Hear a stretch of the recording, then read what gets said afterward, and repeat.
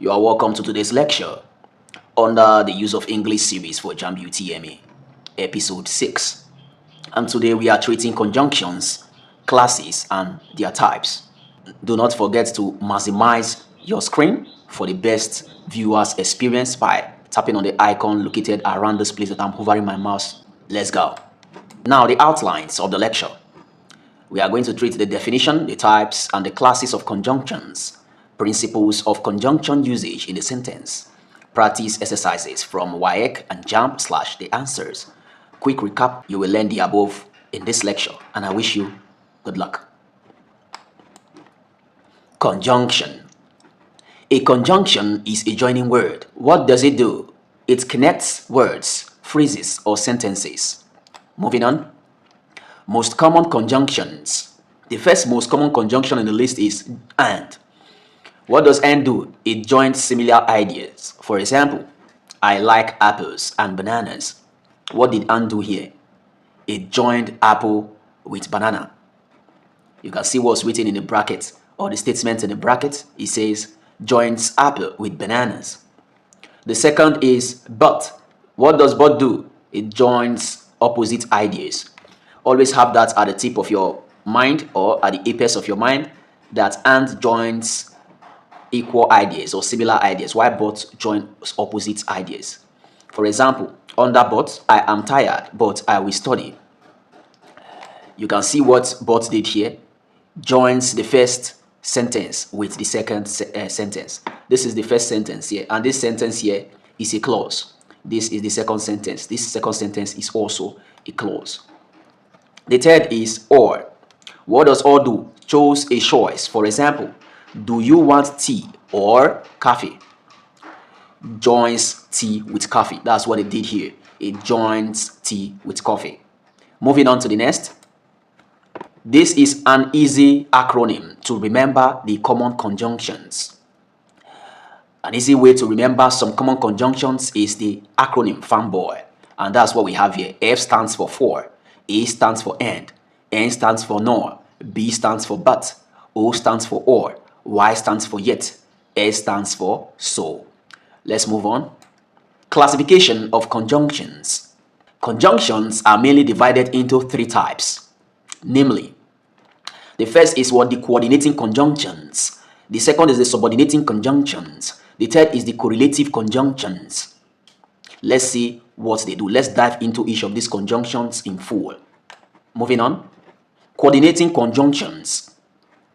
They join two equal parts, such as two words, two phrases, or two sentences. Always have that at the tip of your mind. Two equal parts. They join two equal parts. Both parts are independent and equal. They are independent and equal. It means that both parts can survive alone. Okay, this part does not need the other part for survival or to make sense. When we say survival in English, we mean to make sense, to go grammatically, to follow grammatical rules. Okay, that's what it means to survive, make sense. So this part of the sentence does not need the other parts to make sense. Okay, that's what coordinating conjunction does. They include for, and, nor, but, or, yet, so. Okay, let's see examples pertaining to this explanation of coordinating conjunctions. Moving on to the examples. The first example here is I ate for I was hungry. I ate for I was hungry. Look at the arrow pointing towards the statement in the bracket. It says joins the left and the right clauses. If you have not taken my lecture on clause, do well to take it for a better understanding of this topic. Okay. Looking at the left-hand side of this sentence, this is a clause. I ate is a clause, and this is an independent clause. It can stand alone. It makes sense on its own. While on the right-hand side of the sentence, we have I was hungry. This is also an independent clause. It makes sense on its own. It does not need any sentence to qualify it or to make it make sense. So both sentences on the left and on the right, or both clauses, can survive. That's why they are known as independent clause. They are not dependent on anything or any sentence to make sense. Okay? That's what for did here. Remember, coordinating conjunctions join two equal parts together. So this is Equal. They are as equal. Independent clauses. Okay. Let's look at the second example. She sings and Dan dances. Tracing the arrow down, this purple arrow, from end, you can see what end do in the statement inside the bracket. Joins the left and the right clauses. We are still having the same independent clauses here. She sings is an independent clause, okay? Dan dances is also an independent clause because both clauses make sense, okay? She sings, that makes sense. Dan dances, that also makes sense, okay? So both are clauses. Moving on to the next. Next example, we have he doesn't like tea nor coffee. He doesn't like tea nor coffee. What did the coordinating conjunction know? What did it do here? Joins the left clause with the right word. This is the word we have on the right hand side of the sentence. This is the sentence we have on the left hand side of the sentence. Okay, so this sentence here is a clause. Okay, he doesn't like tea. This is a clause. This is an independent clause. Okay, an independent clause. It's not dependent on anything. So coffee is just an independent word. It doesn't depend on anything. You can see how this the coordinating conjunction joined both independent parts or both equal parts together. Moving on to the next example. I want to go, but I am busy. I want to go, but I am busy. What did it do? Tracing but as the coordinate conjunction here, tracing it down to the statements in the bracket. It says joins the left and the right clauses. Joins the left and the right clauses. This is I want to go is an independent clause. I am busy is also an independent clause. So both are equal. Coordinating conjunction here, but joins both equal parts. Okay. Moving on to the next example. Tea or coffee. Tea or coffee. Let's trace or. Or is the coordinating conjunction. What did it do here? Let's read what we have. The statement in the bracket. Joins the left and the right words. Joins the left and the right words. Left word is what? Tea. Right word is what? Coffee. And both are equal. Okay. Moving on to the next. The next example here is it's cold yet sunny. It's cold yet sunny. What did the coordinating conjunction yet do here? What did it do? Joins the left clause with the right word. Joins the left clause with the right word. On the left hand side of the sentence here, we have a clause. It's cold. This is an independent clause. And on the right hand side, we have a word which is sunny. Okay. And this is an adjective. This is an independent word. It can stand on its own and it can make sense on its own. You can say sunny. Okay, and it's cold. It can also stand on its own because it's an independent clause. Okay, yet join the two equal parts, the left clause or the clause on the left side of the sentence and the word on the right side of the sentence. Let's move over to the next example. He was tired, so he slept. What did the coordinating conjunction so here? What did it do, or what is it doing here in the sentence?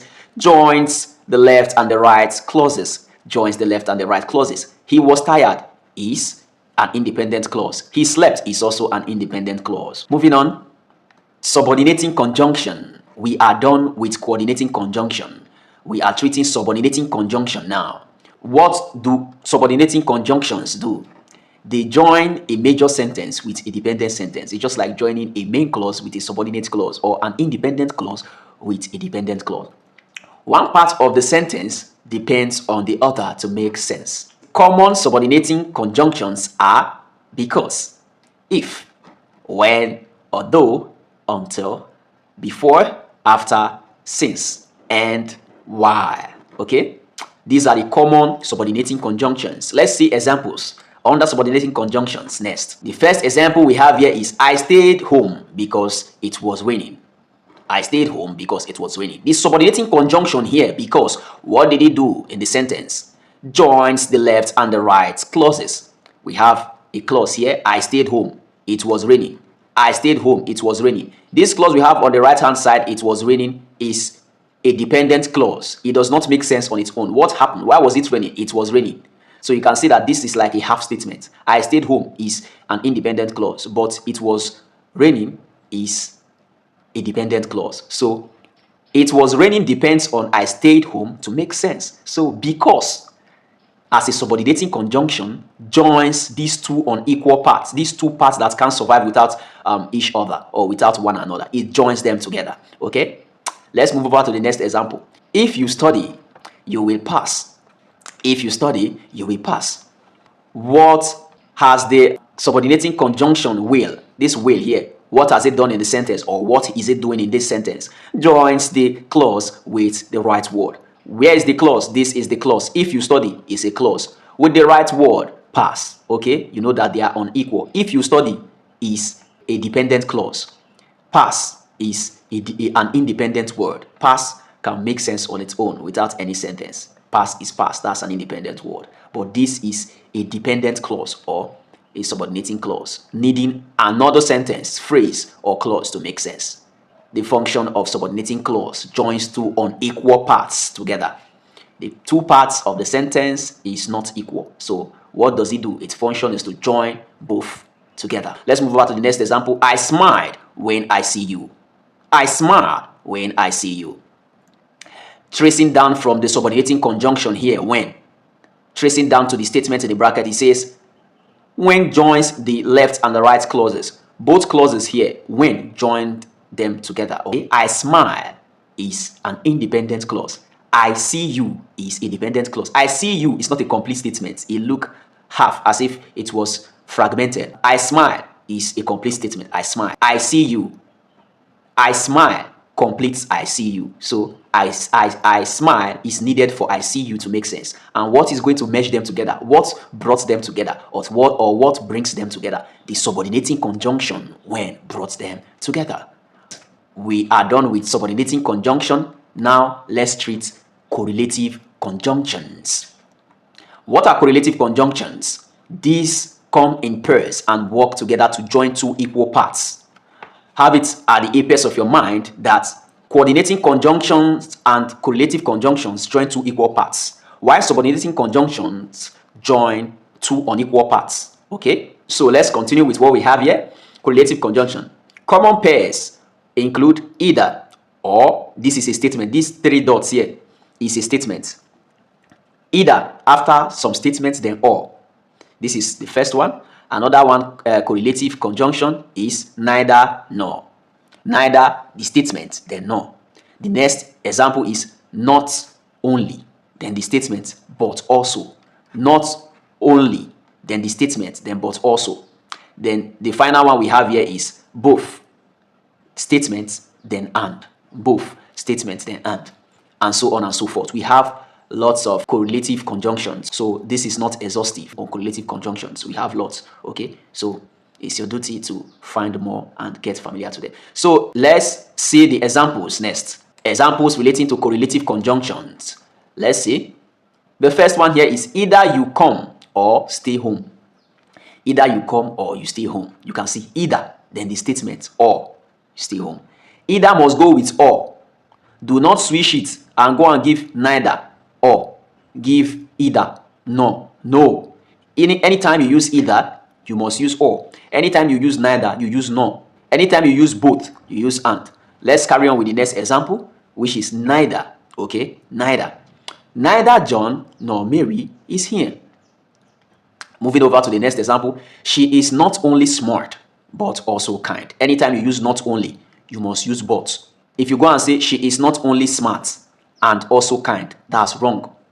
You must use both. Okay, same with this, neither John nor Mary is here. If you go and say neither John or Mary is here, it's wrong.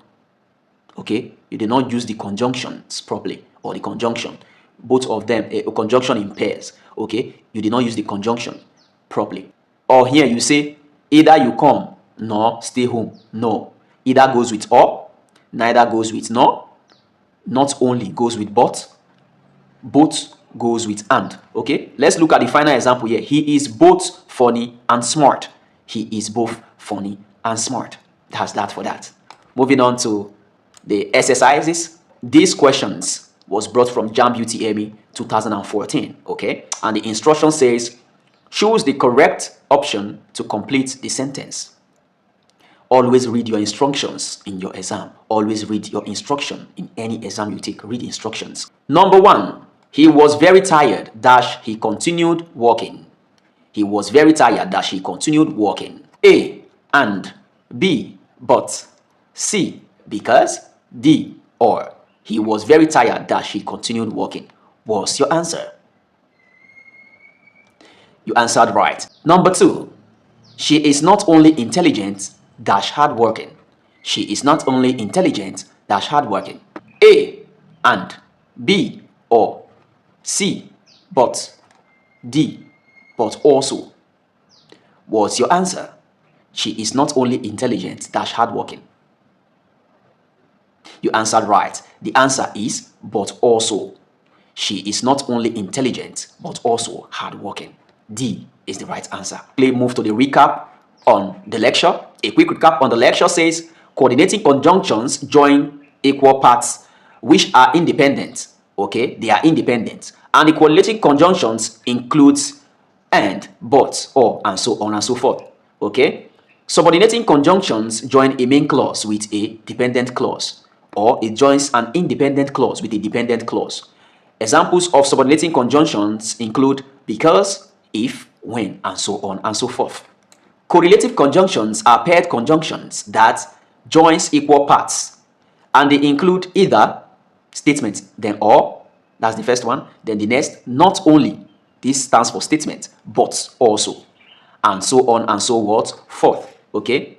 Do not forget that coordinating conjunction and correlative conjunction joins equal parts, while subordinating conjunction joins two unequal parts. Or in other words, coordinating conjunctions and correlative conjunctions join two independent parts. They are not dependent on each other to make sense.